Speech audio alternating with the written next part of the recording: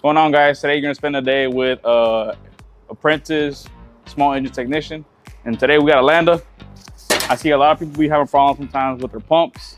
In this case, we ran out these trailers, and this one got brought back specifically because it was having problems with pressure. And in this case, my man said he had milky oil, and sure enough, milky oil. So there's a lot of factors that kind of go into like what could be like stopping the pressure from it. It could be water source, it could be pump problems, it could be a lot of things. So I'm gonna take you step by step on how I go about doing it, on how to replace the seals and how to diag it, make sure it's good to go for the customer when he comes down to rent it again. So guys, first things I do is I like to check these little tags. They usually tend to come with the pressure washer. Sometimes they will wear off through wear and tear.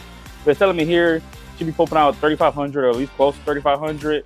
It's a 4.7 gallons per minute. But more importantly, the nozzle size, guys. Sometimes these nozzles could sometimes be the reason why you could be lacking pressure. So in this case, we have a 25 degree on a 5.0 nozzle size. So thankfully I got my gun here and I have a gauge on it so that way we can test it and see how much pressure he's actually putting out. So he's pumping out about like 2,000-ish.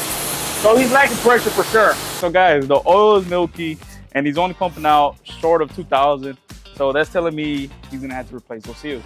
So I'm gonna take y'all step by step on how I personally do it. If y'all have a better way to do it, leave it in the comments down below. Again, I am an apprentice, but I'm gonna just kind of show you to kind of teach somebody. If I can teach one person, that'd be great. So this is the head of the pump. So what we have here, we're gonna have 8 screws that we're gonna have to undo. But first of all, what I like to do, I like to take these hoses off, kind of get them out of the way. That way when I do take these screws off, it just slides right out.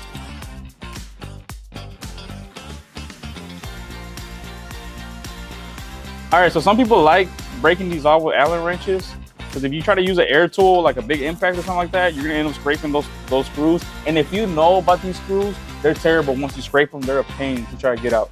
So what I like to do is I like to use my ratchet. In this case here, I have a number 8, and I like to break them first, and then I just unscrew them and just slide them right out. So that's kind of what I'm gonna show you right now.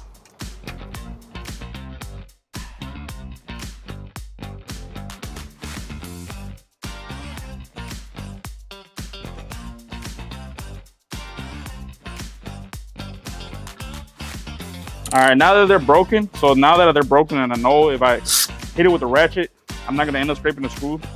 So I just kind of slide them out.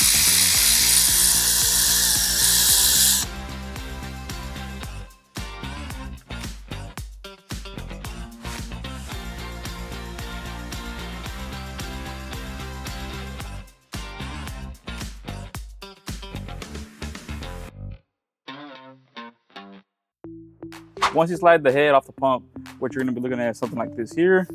What I like to do is I like to take them off and piece by piece, put them exactly how they're coming off. That way I know exactly how they're gonna come in. So I like to give me my flathead here. I curved the tip on it. You're gonna see why in just a minute. I like to get my flathead, just kind of pry it a little bit on the sides, all around. Just pry it, pry it, pry it, pry it. If by the chance comes that it does not pry when you do that there, what you can do is you can get you some channel locks. You can do it either like this, you know what I mean, and kind of slide them off, or you can just do them like this. Again, everybody does them different. That's how I do. So I like to pry them open. Boom, boom, boom. All right, and like I said, guys, as they're coming off, I like to be putting them back in as they go in. So boom, so that came after that. Eventually more inside, you're gonna end up running into this here. So same way, guys, pop that off. Look at the bottom, exactly how they're coming off, exactly how they're gonna come in. And this here, 9 times out of 10 is normally what's at the very bottom of these here. So I like to stack them up like this. That way when I open the new packaging up, I can match it exactly to how it's going and how it's supposed to be coming in. So like I said, guys, get you the right ones, and we're gonna pop these babies open. You don't always have to be changing out the brass, but I like to. That way you don't have to come back and then, replace the brass if needed. But they do sell somewhere. It's just this here. I like to get the whole thing. All right, so I like to kind of take them all out. You know what I mean?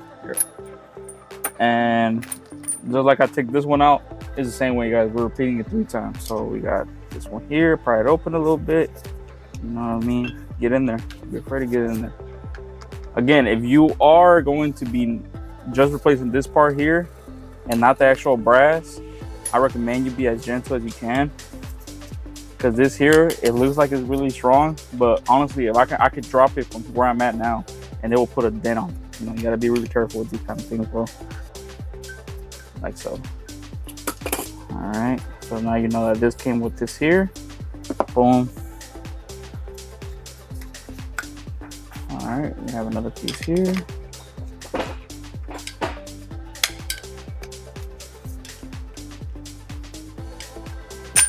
Boom.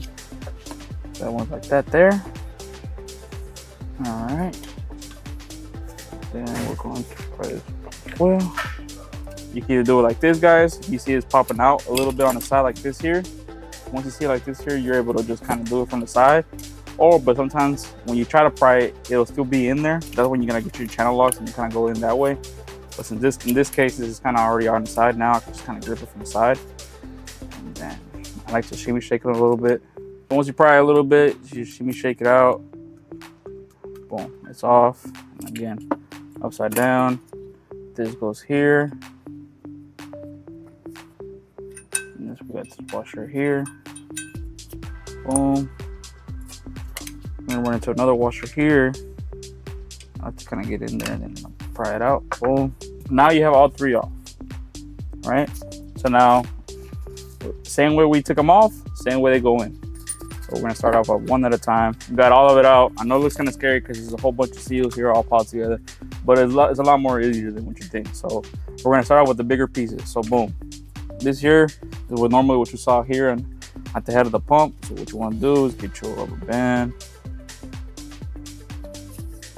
All right, rubber band around it. You're gonna slide it over.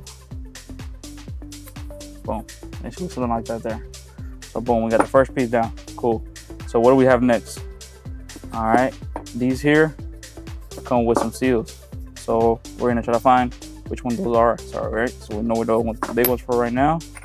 We know that's gonna be next, but first we need to find what's in there. All right, we have 3 here and we have 3 here. You can kind of tell. That's why I like kind of do it on my table. The lighting kind of does help. So you already know that these are gonna go in there. And since I already made one, I already like to go ahead and do all 3. That way I'm not running into that problem. You know what I mean? And so these here, what's the other ones? Boom. It's kind of like Lego, y'all. These are like Lego pieces. Boom. All right. So in this case, we have what was that top of the head of the pump. So I like to go ahead and put that one in there. So that's why it's so important, guys, that you have 2 flatheads are going to be your best friends when you do this kind of jobs. I like to start out by one corner, kind of pushing it in. Boom, boom. So this is the way I was taught. I was to kind of push it down. Shout out to YouTube, they taught me. And then so I like to kind of push it down. As I'm pushing it down, that's why I do that curved flathead. Every now and then I like to kind of get up, you know, push it in a little bit. Now we have only this piece left here. And then need more attention on this side here. Boom, boom. Now it's in, guys. So now that it's in, now we just put this piece here. Cool. All right, so now we did that part. What's next? It's gonna be this washer here. All right, same way here, washer here. All right, what's next? Okay, we have to match this washer. So it's going to be, boom, this one here. Next is the old one. Then we have this big piece here. And that's it.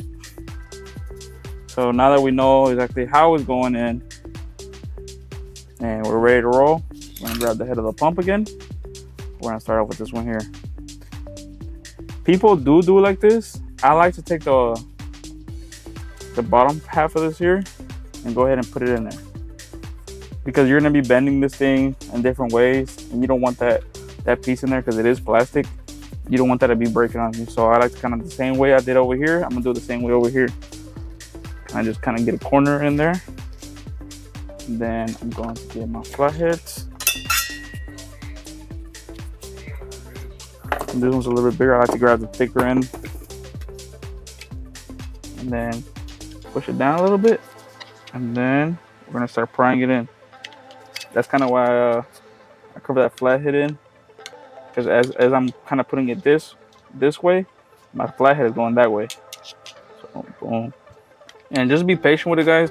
Don't force it in too much, because I have seen cases where people actually break them. So I like to kind of just slowly but gently kind of be pushing them in. Just take your time with it. Same way. Boom. You know we have the washer here. Push that in there.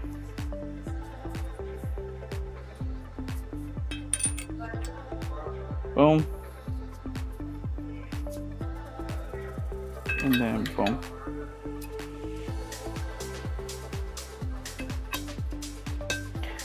With these guys, I do not recommend you hitting it with a hammer. I actually recommend you pushing it down on it.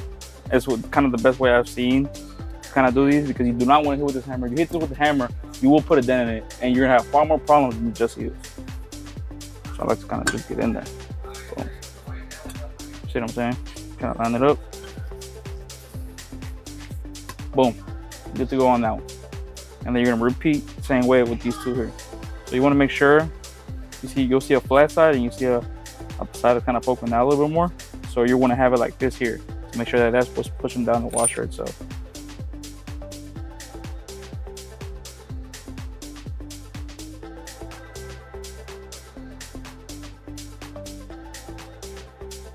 All right, so now that you have all of them on, you should be able to go ahead and throw it onto the pressure washer, and we'll see how that affects the pressure washer pressure, and we'll see what it does. Cool, guys. So now that we got the seals back on, we're ready to go ahead and put it onto the pump, and we're gonna run this bad boy and see what it does. So as it came out, that's how you should be able to come in. So you got shimmy, shake it, be side to side. Boom.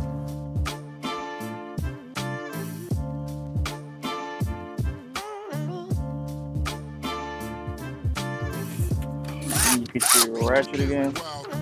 Don't go all the way down in. I like to get them right before.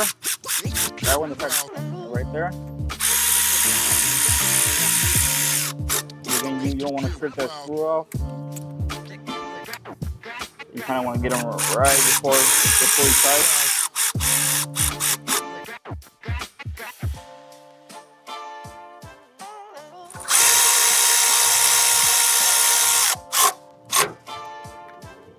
And then, like I remember, don't do it all the way tight.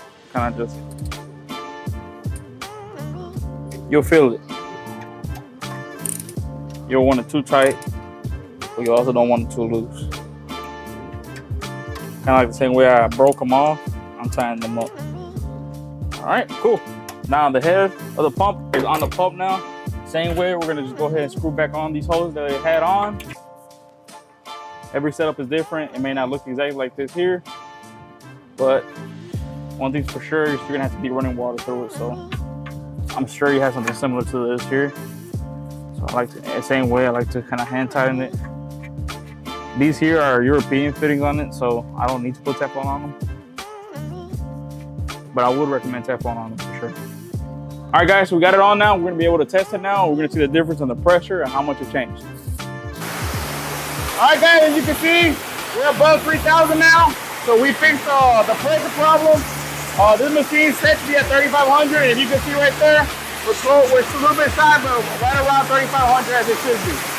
So guys, sometimes it won't always be the pressure problem. Sometimes you'll be able to see that water is leaking from the pump. That kind of gives you signs that it will be sealed. But I enjoyed making this video. If you liked it, if it was helpful, if you could even help one person, that'd be great. Again, I am not a professional yet. I am an apprentice, but it's kind of the way I like to do it, and I kind of just want to share it. And if y'all like it, comment down below. And if you have seal problems, bring it to me.